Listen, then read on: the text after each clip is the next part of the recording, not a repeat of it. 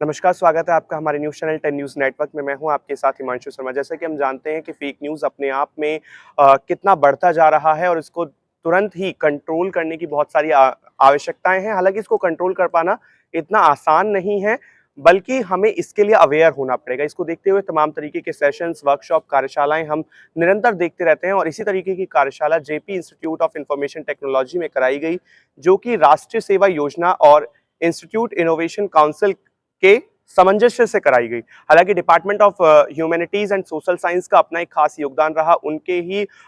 मैं कहूँगा कि उनके ही अंतर्गत ये परिचर्चा का आयोजन किया गया और हमारे साथ मुख्य अतिथि कार्यक्रम की मौजूद है हमारे साथ, जो कि रिसोर्स पर्सन रही कार्यक्रम के अंतर्गत, डॉक्टर अर्चना कुमारी, जो कि एसोसिएट प्रोफेसर हैं जवाहरलाल नेहरू यूनिवर्सिटी के अंतर्गत। मैम, मेरा पहला सवाल आपसे ये है, आज ये जो कार्यशाला का आयोजन हुआ, आप इसे किस तरह से देखती हैं? क्या ज़रूरत है इस कार्यशाला की?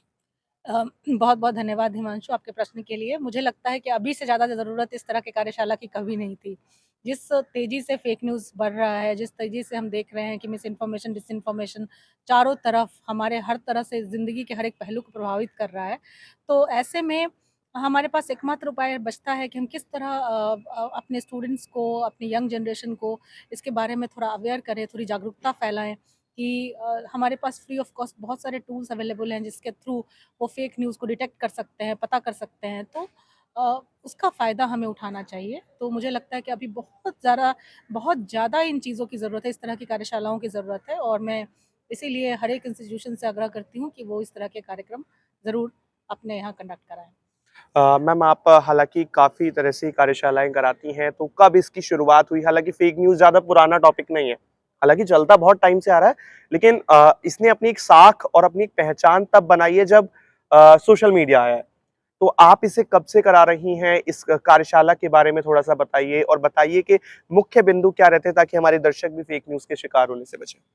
ये जो है ना, ये इस तरह का awareness programme Google News initiative के अंडर डेटा डेटा लीड्स के कोलैबोरेशन में हम 2018 से हम लोग ये कर रहे हैं।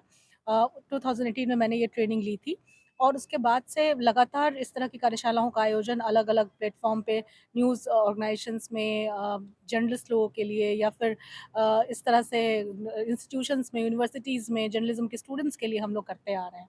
ये सिर्फ़ अकेला प्रोग्राम नहीं है, इसके साथ-साथ मीडिया लिटरेसी का भी प्रोग्राम पाठशाला है। जो हम कम्युनिटी के लिए लोगों के लिए करते हैं, साधारण लोगों के लिए करते हैं कि वो किस तरह फ़ेक इन्फॉर्मेशन के साथ लड़ें, मिस इन्फॉर्मेशन के साथ लड़ें।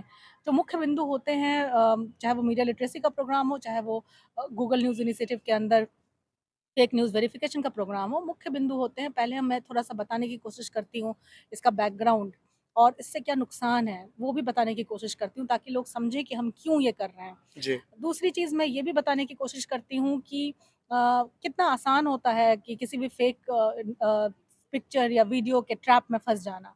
तो उसका भी कुछ एग्ज़ाम्पल्स हम देते हैं। उसके साथ-साथ मैं कुछ टूल्स भी बताती हूँ, जिन टूल्स को यूज़ करके फैक्ट चेकिंग का काम किया जाता है, जैसे कि रिवर्स इमेज सर्च है, कीवर्ड सर्च है या फिर remove.bg है या फिर इनविड है, जो कि काफ़ी पावरफुल टूल है। तो उसके थ्रू हम किस तरह से फ्री ऑफ कॉस्ट ये सारे टूल्स अवेलेबल हैं और हम इनका इस्तेमाल करके बहुत आसानी से 10 सेकंड के अंदर ये पता कर सकते हैं कि कोई भी इन्फॉर्मेशन फेक है या रियल है। इसके अलावा मिस इन्फॉर्मेशन और डिसइन्फॉर्मेशन, ये दोनों शब्द काफ़ी समान से लगते हैं, लेकिन काफ़ी बड़ा फ़र्क है। आपके द्वारा मैं बताना चाहूँगा दर्शकों को कि इस मिस इन्फॉर्मेशन और डिसइन्फॉर्मेशन के क्या मतलब अंतर है दोनों के बीच में और कैसे बचा जा सकता है दोनों से? हाँ, बिल्कुल आपने सही कहा कि दोनों शब्द बिल्कुल सिमिलर से लगते हैं, एक जैसे लगते हैं, लेकिन इनमें बहुत बड़ा अंतर है और अंतर ये है कि मिस इन्फॉर्मेशन उस तरह की इन्फॉर्मेशन होती है, जो आप शेयर करते हैं, आपको पता नहीं होता कि ये सही है या गलत, तो आप अननोइंगली शेयर करते हैं।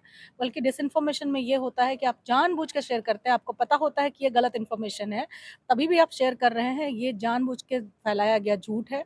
तो डिसइन्फॉर्मेशन और मिस इन्फॉर्मेशन में इतना बड़ा फ़र्क है और कुछ तत्व हमारे समाज में ऐसे हैं, जो सचमुच डिसइन्फॉर्मेशन फैलाते हैं। तो मैं ये कहूँगी कि आप जो हमारे दर्शक हैं वो सोर्स ज़रूर देखें कि किस सोर्स से इन्फॉर्मेशन आ रही है और सोर्स के साथ-साथ वो ये भी चेक करें कि क्या दूसरे प्लेटफ़ॉर्म्स पे भी वो इन्फॉर्मेशन है।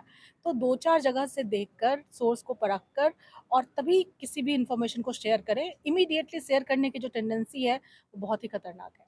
और इसका एक उदाहरण आप नॉर्मली, मैं नाम नहीं लेना चाहूँगा, लेकिन एक काफ़ी मैसेंजर ऐप है, आप लोग जानते होंगे, उस पे तुरंत ही मैसेज सर्कुलेट होने लग जाते हैं। अगर एक मैसेज आया और तुरंत मतलब इस तरीके के मैसेजेस हैं कि वो आपको ब्लैकमेल सा कर देते हैं उसको पढ़ने के बाद। मैम एक मेरा लास्ट क्वेश्चन ये रहेगा, department of humanities and social science के अंतर्गत ये कार्यक्रम का आयोजन किया गया, काफ़ी छात्र सम्मिलित हुए, आपका कैसा अनुभव रहा? मैं कहूँगी कि कुछ छात्र अटेंटिव थे जिन्होंने मुझे लगा कि बहुत ध्यान से सुना और उनको मुझे लगता है कि वो जाकर ज़रूर इसकी प्रैक्टिस करेंगे। कुछ छात्र मुझे लगा कि शायद उन्होंने उतना ध्यान नहीं दिया क्योंकि गैदरिंग भी काफ़ी बड़ी थी, 260 बच्चे थे। आप सबसे उम्मीद वही। नहीं कर सकते हैं कि सभी इसमें पूरी तरह से कॉन्सन्ट्रेट करें, लेकिन जितने भी बच्चों ने कॉन्सन्ट्रेट किया, मुझे पूरा यकीन है कि वो आगे जाके इसको प्रैक्टिस करेंगे और मुझे बहुत अच्छा लगा क्योंकि ये सारे यंगस्टर्स हैं, यही हमारी मुहिम को आगे लेके जाएँगे। करेक्ट। इस तरह का कैंपेन अगर मैं एक मतलब आप अभी 260 बच्चों के साथ मैंने शेयर किया, अगर उसमें से 100 बच्चे भी इसको आगे लेके गए, तो आप सोचिए हम मैंने मेरी मेरी ये कितनी सार्थकता होगी इस वर्कशॉप की, इस कार्यशाला की। तो मैं यही उम्मीद करती हूँ कि ये बच्चे इसको आगे लेके जाएँगे, अपने घरों में भी इस चीज़ के बारे में बात करेंगे और खुद भी इसका इस्तेमाल करेंगे। मेरा बहुत अच्छा अनुभव रहा यहाँ पे इस डिपार्टमेंट के अंतर्गत ऑर्गेनाइज़ की गई इस कार्यशाला में और मुझे लगता है कि इस तरह की बहुत सारी ऐसी कार्यशालाएँ हर जगह आयोजित की जानी चाहिए। बहुत-बहुत धन्यवाद 10 न्यूज़ से बातचीत करने के लिए। हमने जाना डॉक्टर अर्चना से कि किस तरीके से अपने आप में फ़ेक न्यूज़ जो है वो आज बढ़ती जा रही है, लेकिन सिर्फ़ और सिर्फ़ आपकी अवेयरनेस, आपकी जागरूकता, आपकी समझने की टेक्निक क्योंकि आपने मैम मुझे याद है आपने बताया था कि आपकी ऑब्ज़र्वेशन स्किल्स सबसे बेहतर होंगी, तो आप अपने आप में फ़ेक न्यूज़ को कहीं न कहीं पहचान सकते हो। तो आप भी बचिए, सतर्क रहिए क्योंकि फेक न्यूज़ ही है जो आप आगे जाके वो साइबर सिक्योरिटी वो लेवल्स हाई होते चले जाते हैं। तो आपका कोई भी सवाल है तो कमेंट सेक्शन में ज़रूर लिखिए। हम मैम को मेल करके आपके सवालों का जवाब ज़रूर देंगे। बहुत-बहुत धन्यवाद। आप देख रहे थे 10 न्यूज़ नेटवर्क।